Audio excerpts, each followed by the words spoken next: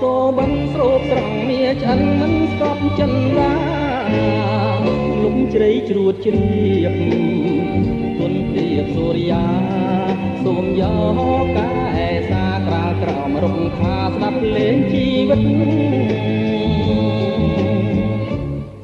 រូបបងខ្វាំងភ្នែករាប់បែកទៀតចូលអើយទៀតចូលជួបកែវបណ្ដោកាទល់ដងទៅលើម៉ែជួងចិនលោកកៃលវិញចត់ខ្លាយជាផ្អែមឆ្អិនទឹកមុនអមរឹករៀមផ្ដិតជូនស្រីក្នុងរាត្រីកាលអោក្តីសង្ឃឹមអោព្រៀងរលឹមពីមេឃរឹងសូមជួយឈឺឆាលោហិន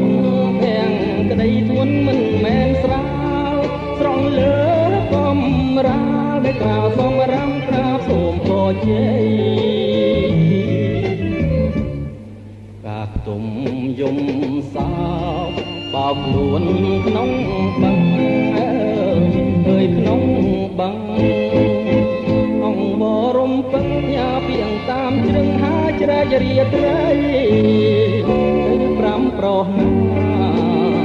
ចិនដាប្រណីដល់យកការព្រៃទៅដាំជាតិបីក្នុងមានសួរ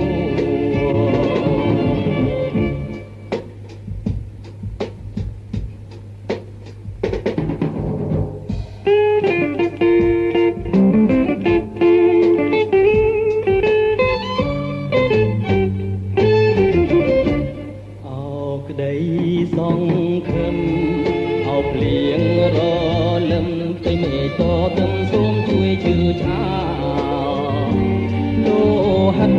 ទាំងក្តីធ្ងន់មិនមែនស្រាលស្រង់លើកំរាលដែលក្រៅសំរាមក្រាបសូមបជ័យ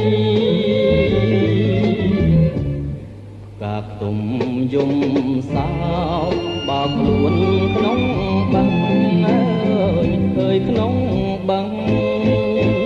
អង្គវរំពឹងញ៉ាពីងតាមជ្រឹងហាជ្រែករាត្រី